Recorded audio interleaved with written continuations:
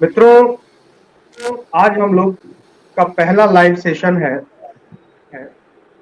B Bharat. एक ऐसा initiative है जिसको लेकर हम आगे बढ़ रहे हैं। इसके माध्यम से आम जो भारत है, उस भारत में जो पारंपरिक चीजें हैं, जिसे भारतीय मूल्य कहा जाता है, पूरे विश्व में जिसे जाना जाता है, और जिन पर भारत की पूरी संस्कृति जीती है, उसी को लेकर आगे बढ़ते हुए उसको संरक्षित करने के लिए, उसको प्रचारित और प्रसारित करने के लिए एक व्यवस्था बनी जिसका नाम है बी भारत। बी भारत की स्पेलिंग जब आप देखेंगे तो BEBHAARAT। तो एक भारत जो हम भारत के नाम से जानते हैं, वह एक वैयक्तिक इंडिविजुअल पॉइंट ऑफ व्यू हो जाता है। लेकिन जब हम समग्र में भारत की जगह पर भारत कहते हैं, तो वह भारत की संपूर्णता और उसकी समग्रता को दर्शाता है। आज उन्हीं विषयों को लेकर चलते हुए हम आप तक पहुंच रहे हैं भारत की एक संस्कृति को लेकर, भारत की संस्कृति के एक हिस्से को लेकर, और उस हिस्से को लेकर भारत की पहचान जो है दुनिया के तमाम प्लेटफॉर्म्स पर दिलाने के लिए काम करने वाली कोमल खुशवानी जी हमारे बीच हैं। और अभी कोमल खुशवानी जी हमारे स्टूडियो में है। इसमें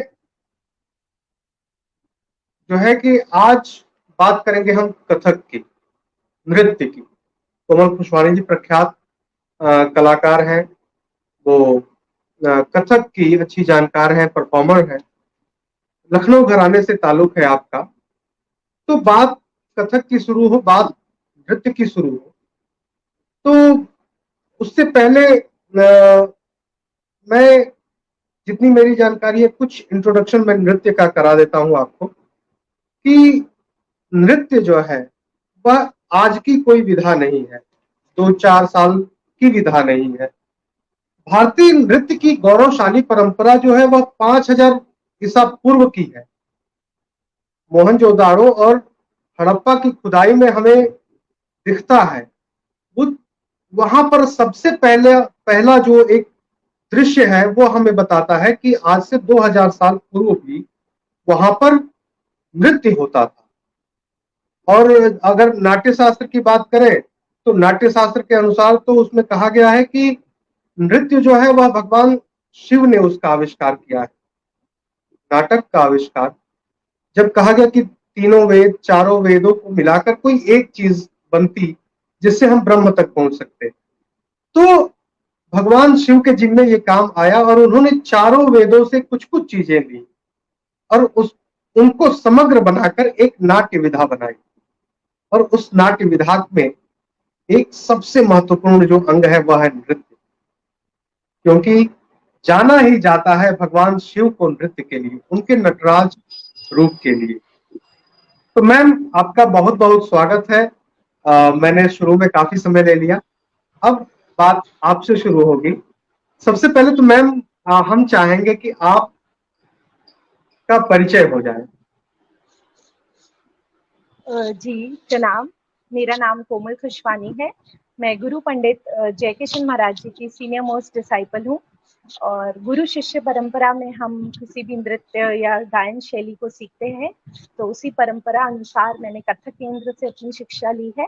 करीब 15 वर्ष की मेरी शिक्षा रही और उसी पारंपरिक शास्त्रीय नृत्य शैली को आगे बढ़ाते हुए मैंने कोमल खुशवानी कला सभ्यता, एक कथक संस्थान को रजिस्टर कराया है गवर्नमेंट ऑफ इंडिया में, जिसके थ्रू हम आगे कथक की शिक्षा को बढ़ा रहे हैं। और आपने जैसे बहुत अच्छी एक बात कही कि चारों वेदों से कुछ कुछ सामग्रियां लेकर के पंचम वेद का जो एक उपदेश भरत जी ने दिया, तो वहीं से ही हमारा जो नाट्य शास्त्र है उसको कहा जाता है, उसको पंचम वेद कहा जाता है।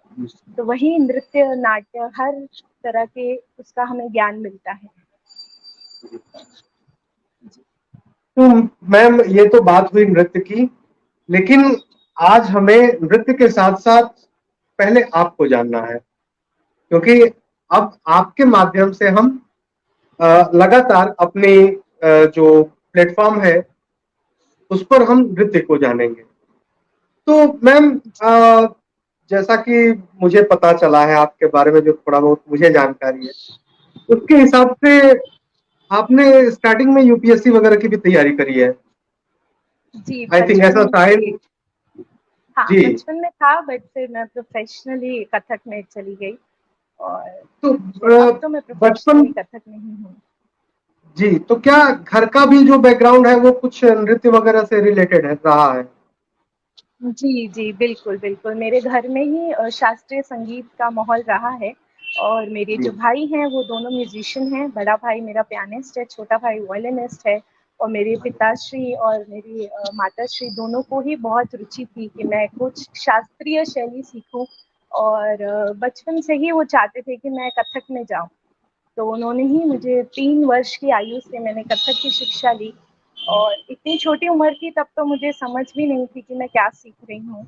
और मैं बस सीखती ही गई, मतलब मेरा कभी कोई गोल नहीं था कि मुझे क्या बनना है या मुझे कथक डांसर बनना है, मैंने कभी भी नहीं सोचा था। बट बस यही था कि हाँ, सीखती गई, सीखती गई, सीखती गई। और इतने अच्छे विद्वान गुरुजनों से सीखने का मुझे अवसर मिला, इसके लिए मैं बहुत बहुत सौभाग्यशाली अपने आप को समझती हूँ। और इतने सुंदर मुझे फैमिली में लोग मिले जिन्होंने मुझे हमेशा हर स्टेज पे सपोर्ट किया कि नहीं, अब मैं इंडिपेंडेंटली काम भी कर रही हूँ तो भी सब मुझे सपोर्ट करते हैं। तो ये एक बहुत ही सौभाग्य की बात है। ये फैसिलिटी सबको नहीं होती है, तो मैं अपने आप को बहुत सौभाग्यशाली मानती हूँ कि इतना सुंदर मेरी जर्नी रही। और इतने साल, मतलब 3 साल से आप लगा लीजिए अभी तक, अभी भी सीखना जारी है, सिखाना जारी है। तो ये तो एक जर्नी है जो नेवर एंडिंग है। तो जी मैम। तो इसके साथ साथ आपको मतलब कि ये तो अच्छी बात रही कि आपके घर में इन्फ्लुएंस करने वाले लोग रहे नृत्य के लिए। हम्म, नहीं तो मैं एक बारी इंटरव्यू देख रहा था बिरजू महाराज जी का, वो कह रहे थे कि आज के समय में किसी के पास इतना वक्त ही नहीं है, वो चाहते हैं कि बस एकदम जादू की तरह हमें सब कुछ आ जाए और हम सब बिल्कुल। कुछ सीख लें। तो हम्म, उस इस दौर में जहाँ की लोगों के पास धैर्य बहुत कम है, वहां पर आपको कम से कम ऐसे लोग मिले जो आपको इन्फ्लुएंस करके और लगातार नृत्य साधना की तरफ अग्रसर रखे रहे। जी, और देखिए, जब आज। हम कोई शास्त्रीय शैली सीखते हैं ना, तो हमें जी। पेशेंस उसका बाय प्रोडक्ट है। यानी जी। अगर हम कोई भी आर्ट फॉर्म में जा रहे हैं तो पेशेंस तो आपका धीरे धीरे डेवलप हो ही जाता है, क्योंकि आपको जी बेशक। हाथ ही सही करने में इतना समय लगता है। एक एक हस्तक को सही करने में, निगाह को समझने में, लय को समझने में इतना समय लगता है कि आपको पेशेंस जी। आ ही जाता है। अगर आ आप ही जाए। पेशेंस नहीं रखते हैं तो फिर आप कभी भी एक उस लेवल पे सस्टेन नहीं कर पाएंगे, क्योंकि जी। बिना पेशेंस के तो आप रियाज भी नहीं कर पाएंगे, तो परफॉर्म तो बहुत दूर जी। की बात है। तो अभी भी जब मेरे पास स्टूडेंट्स आते हैं तो उन सबका मतलब मुझे खुशी होती है कि वो मेरा फेसबुक, इंस्टाग्राम या मुझे गूगल जी। पे पढ़कर ढूंढ करके मेरे पास आते हैं कि मैम हमें आपसे सीखना है। तो मैं पहले ही उन्हें ये क्लियर करती हूँ कि देखिए, हमारा कोई भी 1-2 महीने की ट्रेनिंग नहीं होती है, और ये जी। हम गुरु शिष्य परंपरा में सीखते हैं। और क्यों ये जरूरी है कि हम इसको एक 10 साल 12 साल का टारगेट लेकर सोचें, या हम 1 महीने में ही चाहें कि हम कथक डांसर बन जाए, तो ये पॉसिबल नहीं है। तो जी। पेशेंस तो इसका बहुत ही इम्पोर्टेंट चीज है। और बाय प्रोडक्ट भी आप इसको कह सकते हैं कि जब आप 5 साल तक वही तत्कार, वही हस्तक, वही 3 ताल को आप 5 साल करते हैं, तब आपका जी। बेस बनता है। जी बेशक। जैसा कि आपने कहा कि कई कई सालों की मेहनत लग जाती है एक बिल्कुल, हस्तक को ठीक करने में, बिल्कुल। नजर की नजाकत को समझने में। तो बात आई है हस्तक को समझना और नजर की नजाकत को समझने की।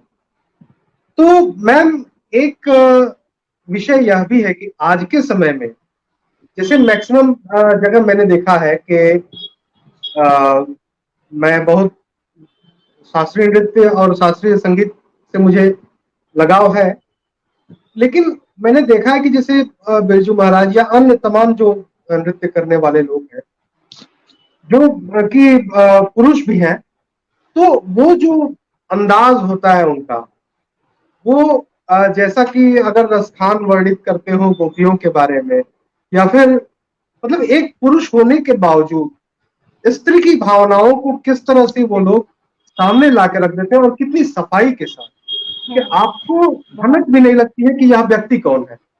जी जी। दूसरी चीज वही तो ये, डेप्थनेस है आर्ट की वही तो जी, डेप्थनेस है कि आप एक एकदम, व्यक्तित्व है ना, आप कृष्ण है ना वो आप राधा है, फिर भी आप जब कृष्ण दिखाएं तो आप कृष्ण दिखे, और राधा दिखाए तो राधा दिखे। यही तो राधा, डेप्थनेस का डिफरेंस हमें समझना है, और यही जी, डेप्थनेस बहुत इंपॉर्टेंट है। ऊपर ऊपर का तो सभी नाच लेते हैं, हाँ, पर गहराई से समझना बहुत जरूरी है। और ये जी, डिफरेंस बहुत ऑडियंस, क्योंकि आज की जो ऑडियंस है वो बहुत समझदार है। आज मेरे जो जी, स्टूडेंट्स भी हैं, स्टूडेंट्स के पेरेंट्स भी हैं, उनको भी डिफरेंस नजर आता है। जी, तो तभी हम इसे शास्त्रीय संगीत या शास्त्रीय नृत्य बोलते हैं, क्योंकि इसको हम शास्त्र के द्वारा सीखते हैं। तो जी। डेप्थनेस बहुत इंपॉर्टेंट है। उसमें अब जो डेप्थनेस की बात हो रही है मैम, तो उसमें मुझे ध्यान आता है कि जैसे अभी आपने एक अंदाज करके दिखाया राधा का, तो वो जो घूंघट वाला जो आपने किया, आज के समय में यही क्वेश्चन आप ही के लखनऊ घराने के गुरु जी थे, उनसे पूछा गया कि आज के जमाने में ये घूंघट की प्रथा, वो जो एक जमाने में अदबो आदाब हुआ करता था, उसकी कमी होती जा रही है। फिर भी आप अपने शिष्यों को कैसे इन चीजों से इंस्पायर करते हैं, कैसे बताते हैं कि जी घूंघट को इतनी नजाकत से उठाना, इतनी नफासत से बिल्कुल। उसको पेश करना, हम्म। ये कैसे हो पाता है? देखिए, जहां मैं बात करूं अपने गुरु जी की, पंडित जयकिशन महाराज जी की, तो जी, उनका तो इतना खूबसूरत अंदाज है चीजों को समझाने का कि कोई भी, मतलब मैं तो जब उनके पास गई थी तो मैं काफी, मतलब 15-16 साल सीख करके उनके पास गई थी। फिर मैंने दस जी, साल उनसे सीखा है। तो मैं तो बहुत सीख करके गई थी, लेकिन अगर उनके पास जी, कोई लेमान भी चला जाता है तो भी उनके जो भाव भंगिमाएं हैं वो इतनी खूबसूरत है कि वो एक सेकंड में चेंज हो जाता है। मतलब आप ही हैरान हो हाँ, जाएंगे उनसे मिलके कि जब वो बिना की कोई भी चीज दिखाते हैं तो सच जी, में घुस मैं अभी भी बता रही हूँ तो अभी भी मेरे घूसबम्स आ रहे हैं। इतना जी, सुंदर उनका तरीका है सिखाने का कि जैसे गुरुजी जी, बोलते हैं कि जब आप खड़े होते हैं ये उत्पत्ति है और ये हस्तक है, तो एक तो हुआ ये, एक है ये। जी, तो वो जो खुशबू है वो गुरु से मिलती है। तो वो जो जी, तरीका है बताने का वो इतना इम्पोर्टेंट है, इतना इम्पोर्टेंट है कि वो आपके डांस को यहाँ से यहाँ ले आता है। तो वो गुरु जी का अंदाज है सिखाने का। बाकी जब मैं सिखाती हूँ तो मैं कोशिश करती हूँ बच्चों को प्रैक्टिकली समझाने का। जैसे ये दुपट्टे जी, का मूवमेंट हुआ, तो मैं बच्चों को बोलती हूँ कि आप दुपट्टा पकड़ो, उसको पूरा कंफर्टेबली लो, और फिर मींड को लेकर देखो। जब आप प्रैक्टिकली लेते हो तब आप समझते हो कि आपकी बॉडी कैसे जाएगी। और जी, देखिए, हम जैसे इमेजिन करते हैं ना, हमारे ह्यूमन ब्रेन में इमेजिनेशन की पावर बहुत अच्छी होती है। जैसे मैं जी, यहाँ खड़ी हूँ, मैंने इमेजिन किया कि मैंने एक मटकी पकड़ी है, ये हाँ, मटकी का मुंह है, ठीक ये है, मटकी का जी, बेस है। अब उस जी, मटकी को मैंने पलटना है, तो मैं कैसे हाँ, हाँ, पलटूंगी? ऐसे तो नहीं पलटूंगी। जी, नहीं, कैसे पलटूंगी? पूरा घुमा करके पलटूंगी। ये घुमाया मैंने।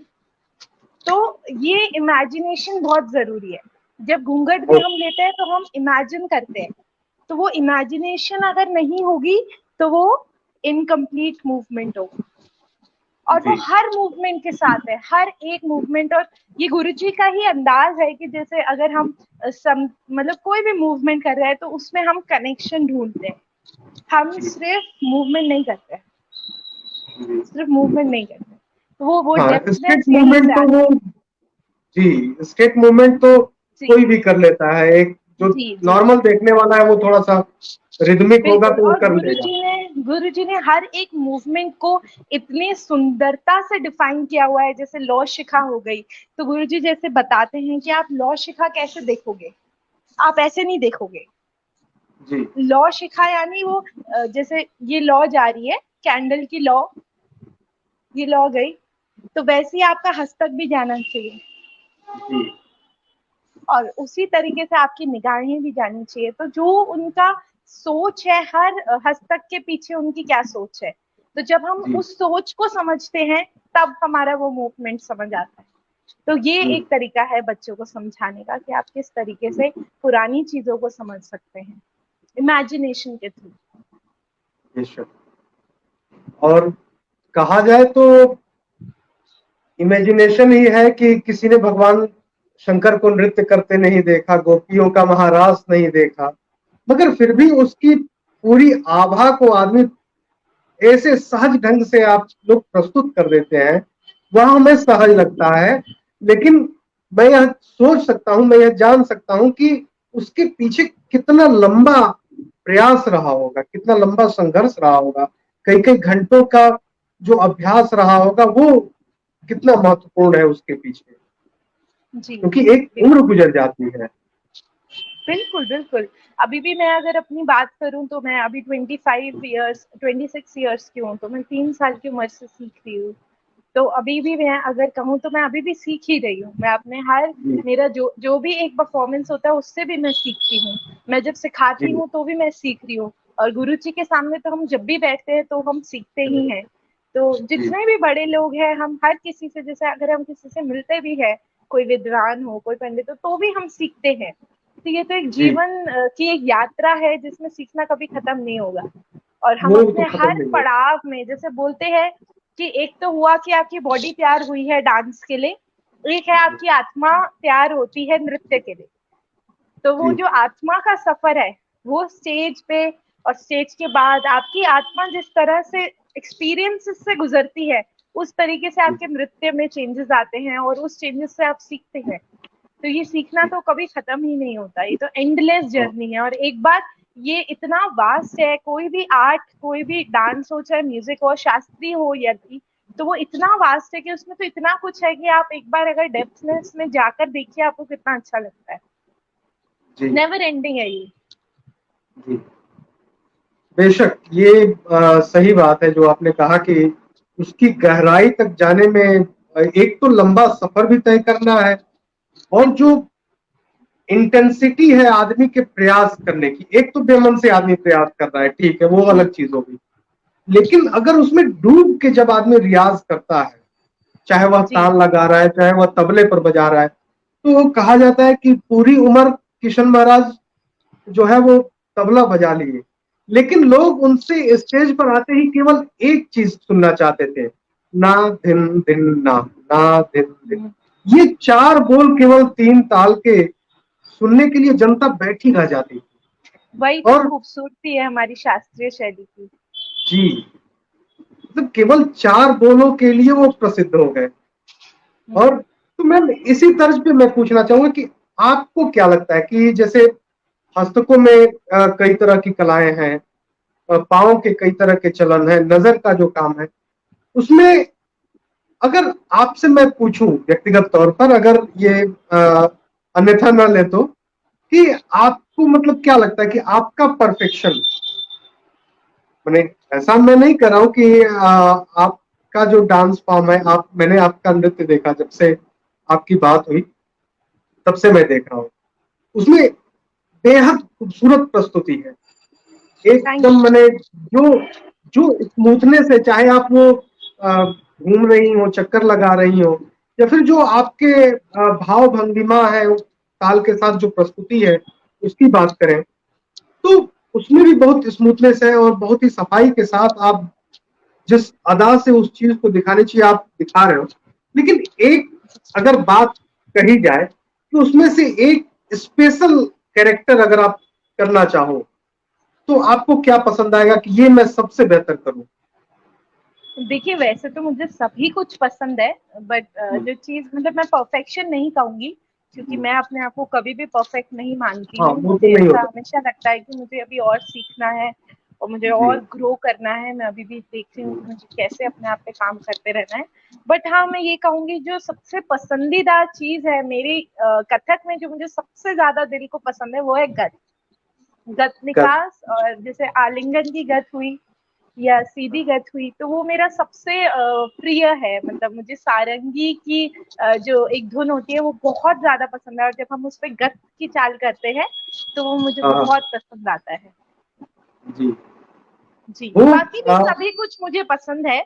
मतलब मुझे हर चीज पसंद है। जैसे क्रमलय हो गई, जिसमें हम लय को जी बरतते हैं, तो मुझे उसमें भी जी बहुत शांति, जैसे एक होता है ना आत्म शांति, तो जब मैं अलग अलग जी तालों में लयकारी करती हूँ तो मुझे बहुत उसमें एक सुकून फील होता है। मतलब मैं अपने आप जी से मिलती हूँ, मुझे ऐसा लगता है। ठाट भी जी मुझे बहुत पसंद है, और आमद भी बहुत खूबसूरत। हमारे गुरुजी ने जितनी भी तालीम मुझे दी है, वो जी। सारी ही चीजें बहुत ही सुंदरता से उन्होंने सिखाई है।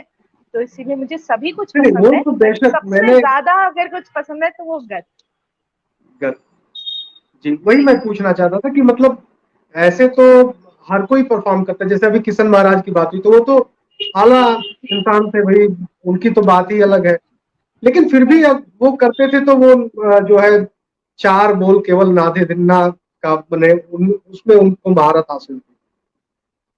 तो मैम इसी के साथ एक और प्रश्न आता है कि ठीक है आपको नृत्य में गत सबसे पसंद है, अगर आपको परफॉर्मेंस करना हो और कहा जाए कि आप चूज करें कि आप मैंने किस तरह के संगीत पर परफॉर्म करना चाहेंगे, जैसे कि ठुमरी हो गई, दादरा हो गया, या फिर गजल हो गई, भजन हो गया, तो आपको अच्छा उसमें क्या लगता है? जी, मुझे दादरा सबसे ज्यादा पसंद आता है, और ठुमरी भी। दादरा। देखिए, ये सब चीजें जो है ना, ये हमारा जो एक रेpertoire होता है कथक का, जिसमें वंदना हुई, जी ताल हुई, अभिनय हुआ, तो ये जी सब चीजें उसी का एक हिस्सा है। चाहे वो ठुमरी हो, जी चाहे वो दादरा हो, चाहे वो जी कुछ मतलब भजन हो, तो वो उसका जी एक पार्ट है। मतलब वो सिर्फ परफॉर्मेंस नहीं है, वो परफॉर्मेंस जी का हिस्सा है। जी।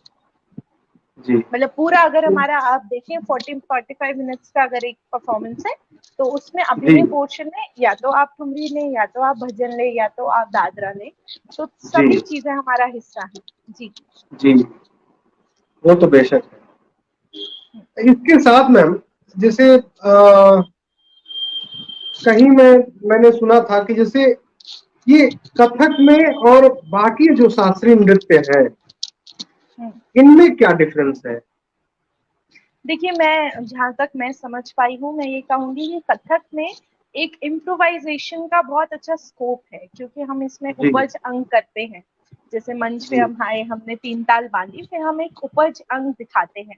बाकी जी शास्त्रीय नृत्यों में ये नहीं होता है। जैसे भरतनाट्यम हम देखें, या हम जी कथकली देखें, या हम कुचिपुड़ी जी देखें, या उड़ीसी देखें, तो उनका एक फिक्स्ड चीज रहता है, जो म्यूजिक जी में भी फिक्स्ड होता है, डांस में भी फिक्स्ड होता है। पीछे पहले अनाउंसमेंट होती है, फिर वो परफॉर्म करते हैं। बट कथक में ऐसा नहीं होता है। कथक में एक जी खुलापन ज्यादा होता है। दूसरी चीज हाँ ये होती है कि ऑडियंस से इंटरैक्ट कथक में हम ज्यादा देखने को मिलता है। जैसे यदि मैं कोई तिहाई कर रही हूँ और उसकी कोई स्पेशलिटी है कि वो फरमाइशी तिहाई है, या वो नौ जी हक्का तिहाई है, तो मैं माइक पे आकर स्पेशली ऑडियंस को बताऊंगी कि ये तिहाई बताओ। क्यों अलग है, इसमें क्या चीज जी मतलब क्या स्पेशल है इस तिहाई के बारे में। बट उड़ीसी में या कुचिपुड़ी में मैंने ये नहीं देखा। उनका एक फिक्स डे होता है, उस आइटम से पहले उनका एक इंट्रोडक्शन रहता है कि इस आइटम में ये होने वाला है।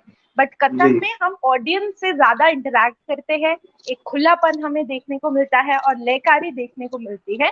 ज्यादा जी जोर लय पर दिया जाता है, बट इतना उनमें इम्प्रोवाइजेशन का स्कोप नहीं होता जितना कथक में होता है। इसमें मैंने बिरजू महाराज जी को परफॉर्म करते भी संकट मोचन में देखा है। जी। तो मुझे और मेरा सौभाग्य रहा है कि मैंने कथकली भी देखा है। जी। मुझे जो लगा कि इन दोनों में एक जैसे कथक में एक थोड़ी सी सॉफ्टनेस है। जी। जी। अ, कथक लोगों के बहुत करीब है। मतलब जी कथक में हम बहुत ज्यादा एम्फेसाइज नहीं करते हैं एक मूवमेंट को। जी बहुत सटल हाँ अभिनय होता है, समझ रहे जी हैं?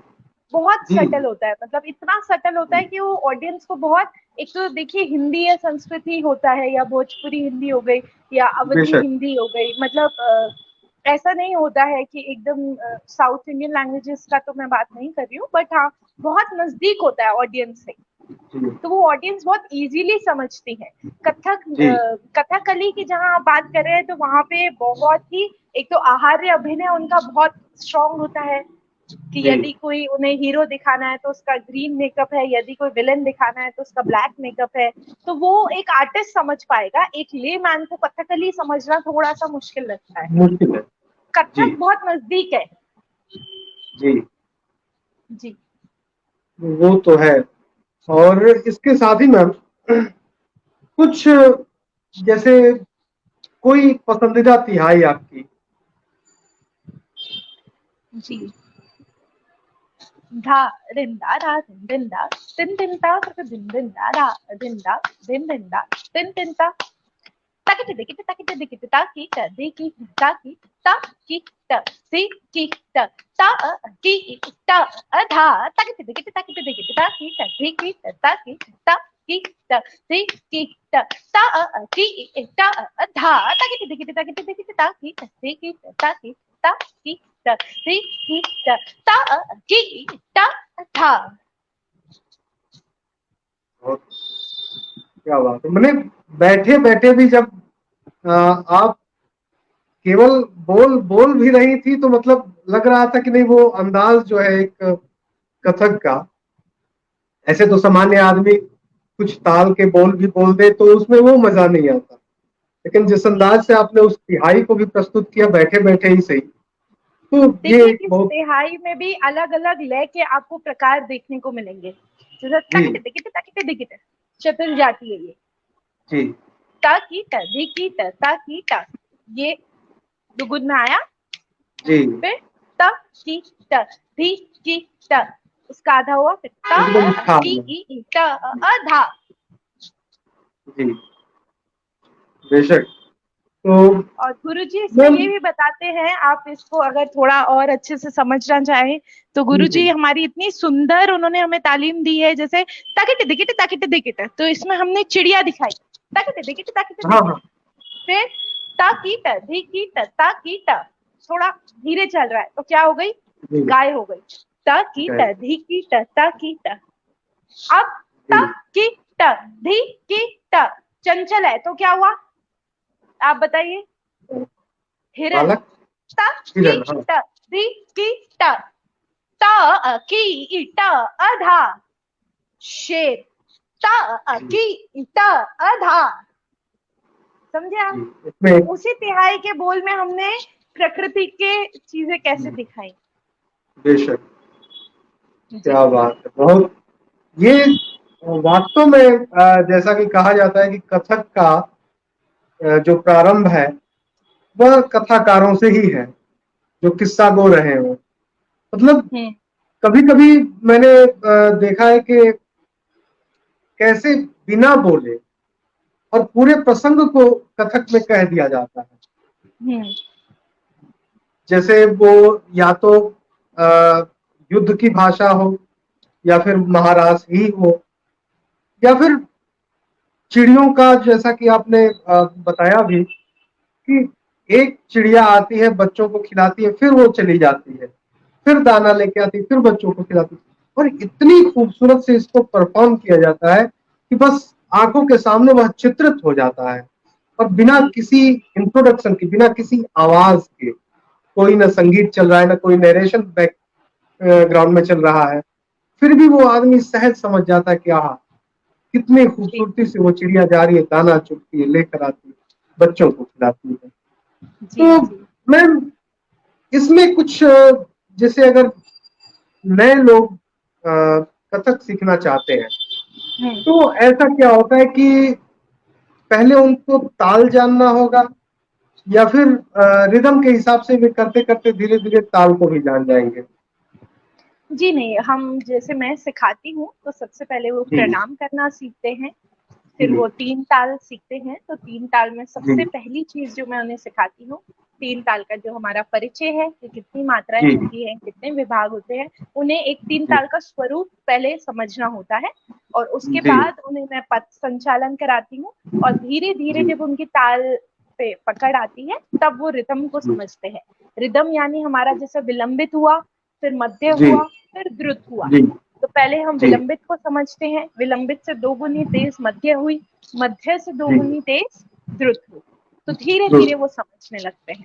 बट सबसे पहले जी जो चीज है वो परिभाषा समझते हैं, पैरों का रखना समझते हैं, खड़े होना जी समझते हैं। एक जी स्थिरता चाहिए होती है फुटवर्क करने के लिए भी। एकदम से आते ही वो ताल और लय और ये सब नहीं समझेंगे। नहीं होगा। जी, जी, वो समय समय लगता है, मतलब 2 साल 3 साल लगते हैं। तो उसमें तो मैंने देखा है कि जैसे पैरों की भी प्रस्तुति जो है वह इतने अलग अलग ढंगों से होती है। जी उसमें पैर भी कितनी खूबसूरती से स्थिरता के साथ चलते हैं। हम्म तो उसका भी बहुत बड़ा रोल है। लोग पैरों को बस समझते हैं कि ये केवल घुंघरू बांधने के काम आते हैं नृत्य में, जबकि नहीं नहीं, अगर फुटवर्क देखा जाए तो फुटवर्क पर ही कितना वर्क करना पड़ता है नए लोगों को। बिल्कुल ये, बिल्कुल। देखिए ये तो एक बहुत ही मतलब साधना की चीज है। आप इसको ये जी नहीं कह सकते कि आप ये इसको मतलब 1 साल या 2 साल में करोगे। ये तो एक साधना है। आपको अपने, जैसे बोलते हैं ना, जब आप किसी भी चीज की साधना करते हो तो सबसे पहले तो आप अपने शरीर को साधते हो। आपकी बॉडी जी फिजिकली प्रिपेयर्ड होनी चाहिए कथक के लिए, आपका माइंड मेंटली प्रिपेयर्ड होना चाहिए कथक के लिए। जब आप समझने लगते हो चीजों को, तब आप अपने ऊपर काम करने लगते हो। धीरे धीरे पहले एगुन में बैलेंस बनता है, उसी में पैर को साधा जाता है। जैसे मेरे पास स्टूडेंट्स आते हैं तो उनकी फर्स्ट डे से, फर्स्ट क्लास से मैं उन्हें बताती हूँ कि आपकी पैर की साउंड कैसे होती है। आपको जी सिर्फ जोर जोर से पैर नहीं निकालने हैं, आपको ता, हाँ थई, थई, तत, आ, थे, थे, तत, ये बोल चाहिए। ये क्या हुआ मेरे नेटवर्क को? जी जी। जी। तो ये मेरी वास्तव में, मेरी वीडियो आ रही है आपको? हाँ हाँ आ रही है। जी, जी जी, बताएं। वही मैंने कई बार ये देखा है कि फुटवर्क की वजह से भी लोग और हम्म सामान्य देखने वाले उन चीजों को पकड़ नहीं पाते हैं। हम्म एक तो नजर का भी बहुत काम जो उसमें है, जो अंदाज है, केवल नजर से ही किसी से कुछ प्रश्नवाचक चिन्ह पैदा कर लेना, कुछ पूछ लेना, किसी को नजर से जवाब दे देना, किसी को हम्म, पास बुला लेना, किसी को दूर कर देना, ये बिल्कुल। इतना कमाल नजर का है। मुझे लगता है कि पूरे आर्ट फॉर्म में अगर काम करना होगा तो नजर पर कितना लंबा करना होगा। बिल्कुल, देखिए हमारे गुरुजी तो ये भी बताते हैं कि जैसे आप पढ़ंत भी करते हैं, तो जी पढ़ंत में भी आपकी नजरें बोलनी चाहिए। जैसे मैं एक जी कोशिश करूंगी। धा रिंदा दिन रिंदा दिन दिनता, थरकिटे थरकिटे तक तक थरकिटे तक दिलांग तक दुमकिटे तक धा, जिजिकिटे तक धा, दुमकिटे तक धा, गत्थो गत्थो दिगथो दिगथो, डिमक डिमक डीम तड़ी डीम तरक धा तत रही तरक धा, थई तरक धा तत रही तड़ी डीम तरक धा तत रही तरक धा तत रही तरक धा तत रही तड़ी डीम तरक धा तत रही तरक धा तत रही तरक धा तरही। तो पूरा आपका क्या बात मूवमेंट आंखों का होता है, एक एक चीज। गुरुजी का कहना है कि आप प्रैक्टिस जब करते हैं तो आप सिर्फ शरीर की या पैर की प्रैक्टिस नहीं करिए। आप बैठ जी जाइए, आप एक बंदिश को लीजिए और आप सोचिए कि आपकी आंखें उस बंदिश में क्या कहेंगी। ततक जी उधा या ततक कुधा, क्या ततक बात। कुधा या ततक कुधा, तत्तरही। तो एक एक चीज, ततक कुधा, ततक कुधा, इतना डिटेलिंग से गुरुजी ने हमें सिखाया कि ततक कुधा या ततक कुधा। समझ रहे हैं आप मैं क्या कह रही हूँ? जी, एकदम एकदम। तो मतलब आपकी गर्दन क्या कहेगी, आपकी आंखें क्या कहेंगी, एक एक चीज पे ध्यान दिया है। बहुत। और देना भी चाहिए क्योंकि हर बंदिश का जी स्वरूप अलग होता है। जी, मतलब कितनी खूबसूरती के साथ, लेकिन कितना उसमें ध्यान देना है जी, कि देखने में होंठ लगता है ना कितना सिंपल है, जी होंठ पर कित एक मैंने एक चीज, मतलब पैर का भी कहाँ पे देखिए। मैं बहुत बहुत ही ज्यादा सेंसिटिव हूँ कथक को लेकर। जो मुझे चीज लगती है कि मतलब जैसे हम किस बॉल को जोर से मारेंगे, किस बॉल को हम धीरे से मारेंगे, हर बॉल पे हम सेम साउंड नहीं निकालेंगे पैर से। नहीं कर सकते। तगड़ूंगा दिखे तो धड़ांग धड़ांग गत्तो, तगड़ूंगा दिखे तो धड़ांग धड़ांग गत्तो। तो कहाँ पे वजन देना है, कहाँ पे वजन नहीं देना है, आप जी समझ रहे हैं मैं क्या कह रही हूँ? एकदम तो एकदम समझ रहे हैं। वो ही डेप्थनेस है, आर्ट फॉर्म की डेप्थनेस जी यहीं पे है कि आप उसी बंदिश को अगर आप 5 साल पहले लगाते थे सेम बंदिश, तो आप कैसे जी लगाते थे, और अब आपके अंदर जो 5 साल के बाद मेच्योरिटी आई है तो आप सेम बंदिश को कैसे लगा रहे हो, और आज से 5 साल बाद उसी सेम बंदिश को मैं कैसे लगाऊंगी। यही जी डेप्थनेस है, यही रियाज है, यही चिंतन जी है जो करते करते करते करते डेवलप होता है धीरे धीरे। और ये जी टाइम टेकिंग प्रोसेस है, ये कोई एक दो दिन में आने की चीज नहीं है, इसीलिए इसको हाँ साधना कहा जाता है कि आप इस कला जी को साधते हैं, आप साधक हैं। तो अब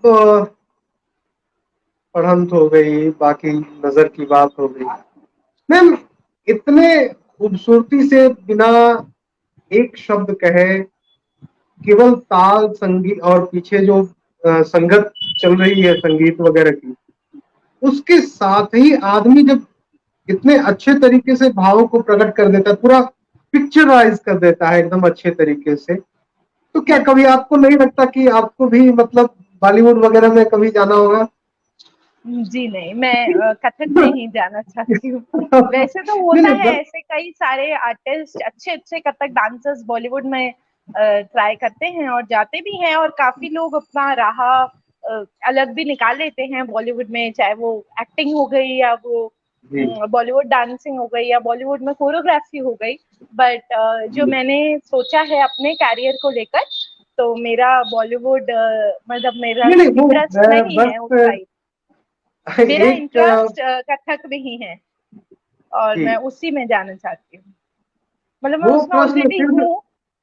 तो जी उसी जिसमें मैं हूँ, मैं उसी मतलब कथक में भी बहुत सारी अलग अलग चीजें होती है, तो उसमें भी मैं एकदम जो हमारा प्योर ट्रेडिशनल पारंपरिक कथक नृत्यांगना होता है, मैं उसी में जी ही आगे बढ़ना चाहती हूँ, और इधर उधर मैं कहीं नहीं जाना चाहती। नहीं नहीं वो तो बहुत अच्छी बात है। मैं केवल एक थोड़े से माहौल को हल्का करते हुए ये प्रश्न किया, क्योंकि मैंने अच्छा। देखा है कि कई सारी जो फिल्मी अभिनेत्रियां हैं, अदाकारा हैं, वो एक फिल्म के लिए कथक सीखने आती हैं, भरतनाट्यम सीखने आती हैं, फिर उसको वहां उसमें परफॉर्म करती हैं। जैसे कई जगह बिरजू महाराज जी ने कोरियोग्राफ करा हुआ है। तो हम्म। वो सोच के लगता है कि जैसे उनको जितनी एक्टिंग आती है कि बात को बोल के भी कहना है, कैसे कहना है, ये सामने से एक व्यक्ति बता भी रहा है, उसके बावजूद कभी कभी होता है कि हम लोगों को वो बात जमती नहीं है, उनका जो कहन है, भाव की अभिव्यक्ति जो है। लेकिन हम्म।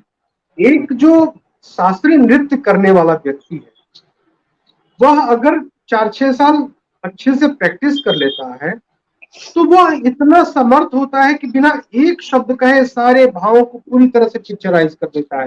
उसके सामने, स्टेज के सामने खड़ा कोई व्यक्ति उसको एक इशारा तक नहीं कर रहा।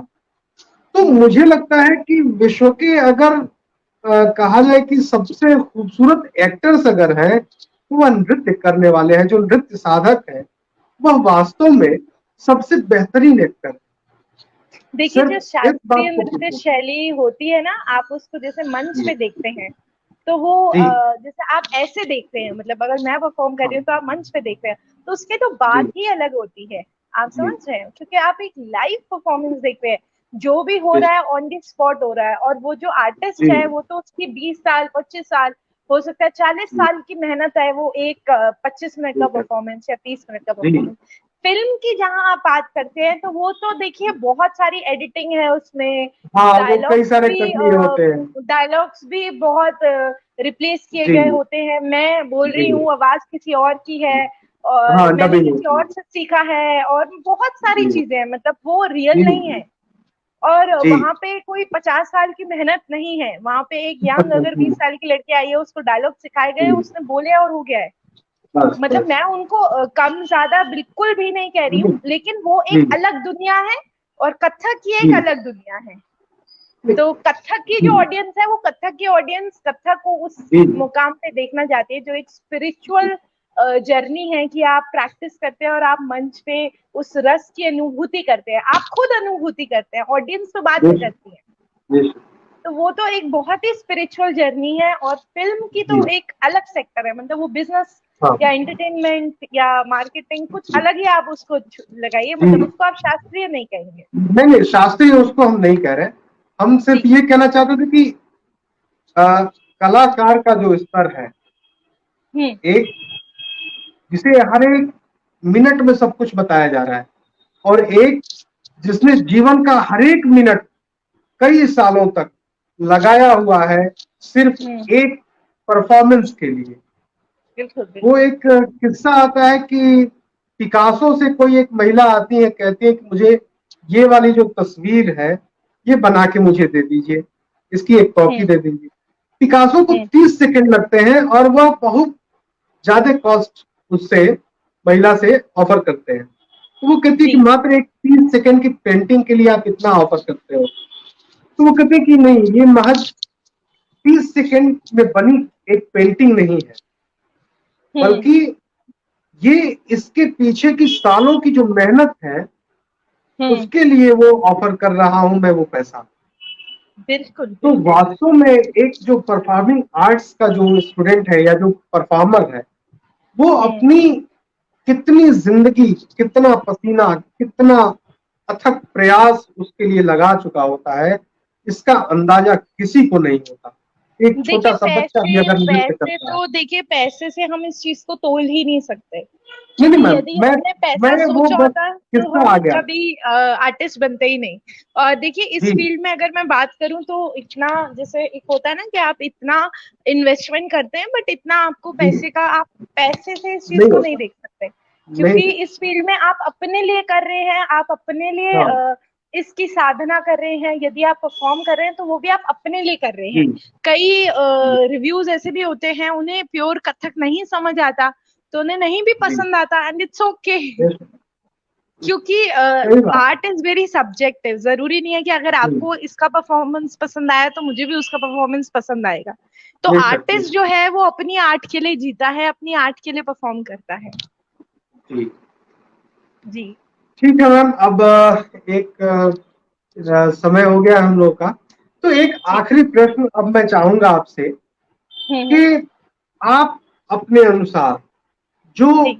इस फील्ड में कथक करने के लिए या फिर किसी भी तरह के शास्त्रीय नृत्य जो लोग सीखना चाहते हैं, उनके हम्म। लिए आपकी क्या राय है? जी क्योंकि अभी यही हम राय लोगों के है कि पोर्टल आप। पे भी लोग ज्वाइन करने वाले हैं, जी जी। हमारे पोर्टल पर भी क्लासेस चलनी है, तो आप उनके लिए क्या कहना चाहती हैं? जी मैं यही कहना चाहूंगी कि आप एक अच्छे जी संस्थान से जुड़िए, एक अच्छे जी संस्थान में शिक्षा लीजिए, और पहले आप प्योर क्लासिकल को समझिए और देखिए जी यदि आपकी उसमें रुचि है या नहीं, और आप उतने जी पेशेंस के साथ सीखना चाहते हैं या नहीं सीखना चाहते हैं। आप जी अपने आप को टटोलिए पहले कि आप कितने साल देना चाहते हैं, और फिर आप शुरू करिए अपनी जर्नी, तो आपकी जी। जर्नी बहुत शुभ रहेगी। मैम, आप हम लोग के साथ जुड़ी और जितना नृत्य को, संगीत को और उनकी शास्त्रीयता को, उनके पीछे की मेहनत को जो आज हम लोगों ने जाना, अब मुझे भी लगता है कि मतलब कि लगातार इस तरह से जो अथक प्रयास होता है वही एक दिन जाकर पूरे विश्व में एक नाम करता है, एक उजाला करता है। जी बिल्कुल। और ये कितना कठिन परिश्रम होगा इसका अंदाजा तो यूं बैठ के लगाना मुमकिन नहीं है, मगर हम आपको बहुत बहुत धन्यवाद दे रहे हैं, बहुत बहुत हम आपका आभार प्रकट करते हैं कि भारत की इतनी पुरातन कला को आप लोग एक साथ लेकर और इतने बेहतर तरीके से जो आप लोग चल रहे हैं, इस पूरे विश्व में भारत की पारंपरिक चीजों को अभिव्यक्त कर रहे हैं और उनसे भारत को पुनः विश्व गुरु बनने की तरफ प्रेरणा दे रहे हैं आप। और पूरे विश्व को मुझे देख के आश्चर्य होता है कि कैसे विदेश में रहने वाले लोग, अपने देश की तो छोड़े, विदेश में रहने वाले लोग कैसे भारत की तरफ इस तरह इनकी हमारी कलाओं को देखने के लिए, हमारी कलाओं को सीखने के लिए इतना उत्सुक रहते हैं। मैं सोच भी नहीं सकता इस बात को, मतलब इतना गौरवान्वित अनुभव करता हूँ। और ये चीजें केवल आप लोगों के बल पर है। ये जो आप लोग इतना अथक प्रयास करके जाते हैं विदेशों में भी, आपकी परफॉर्मेंसेस होती है या फिर वर्चुअल मीडिया के माध्यम से उनको देखने को मिलता है और वो लालायित हो जाते हैं भारत आकर और इन कलाओं को। इंडिया से बाहर आर्ट को ज्यादा, इंडियन आर्ट को ज्यादा एप्रिसिएशन मिलता है जितना कि इंडिया में मिलना चाहिए। बट ये हमारा दुर्भाग्य है कि इंडिया के लोग खुद ही आर्ट फॉर्म को इतना या आर्टिस्ट को इतना रिस्पेक्ट नहीं करते हैं, खासतौर से दिल्ली के लोग, एक लेमैन जिनको आर्टिस्ट और आर्ट फॉर्म से शायद इतना लगाव नहीं है जितना इंडिया से बाहर के लोगों को है। मेरे बहुत सारे स्टूडेंट्स हैं जो इंडिया से बाहर से ऑनलाइन मेरे साथ जुड़े हुए हैं, तो उनका ग्रोथ जब मैं देखती हूँ तो मुझे बहुत खुशी होती है कि वो इतना ललायता से इस आर्ट फॉर्म को सीखते हैं और उनको डिफरेंस समझ आता है कि प्योर क्लासिकल और सेमी क्लासिकल में क्या डिफरेंस है। लेकिन जो लोग यहाँ के हैं, दिल्ली के हैं, उनके पेरेंट्स का ये कहना होता है कि मैम कितने दिन में ये सीख जाएगा, या इसका हम स्कूल में कब परफॉर्मेंस कराएंगे, या कब तक ये आपकी तरह बन जाएगा। तो मैं उन्हें बोलती हूँ कि मैम पहले आप उसको ये समझाने तो दीजिए कि क्लासिकल आर्ट क्या है। आप क्लासिकल आर्ट के लिए क्लासी तो बनिए ना पहले, आप पहले ही परफॉर्मर बनना चाहते हैं। तो बहुत जरूरी है कि हमारे इंडियन आर्ट एंड कल्चर को इस तरीके से जो हम बातचीत कर रहे हैं, ये बातचीत होनी भी बहुत जरूरी है कि लोग समझें कि आर्ट फॉर्म और क्लासिकल आर्ट फॉर्म किसे बोलते हैं।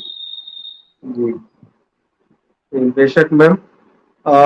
वैसे आज हम लोगों से बातचीत करके आपको कैसा लगा? मुझे बहुत अच्छा लगा। जी मैम, बहुत बहुत धन्यवाद। फिर हम लगातार आपके साथ जुड़े रहेंगे और इस आर्ट फॉर्म को ही नहीं बल्कि लोकल फॉर वोकल, वो जो एक नारा चला था, उसको लेके हम लोग आगे बढ़ेंगे। मेरा भी सौभाग्य रहा कि मैं बनारस में रहा हूँ और मुझे इन कलाओं को और कलाकारों को नजदीक से देखने का मौका भी मिला है। कुछ दिन मैंने तबला भी सीखा था, लेकिन उसको मैं पूरा नहीं कर पाया। तो मैं लगातार हम लोग जुड़े रहेंगे और भारत की तमाम जो लोक कलाएं हैं उनको लेकर सामने आएंगे इस प्लेटफॉर्म के माध्यम से। आप सभी का सहयोग हमें मिलता रहे यूं ही। इसके साथ ही बहुत बहुत धन्यवाद। जी, चला।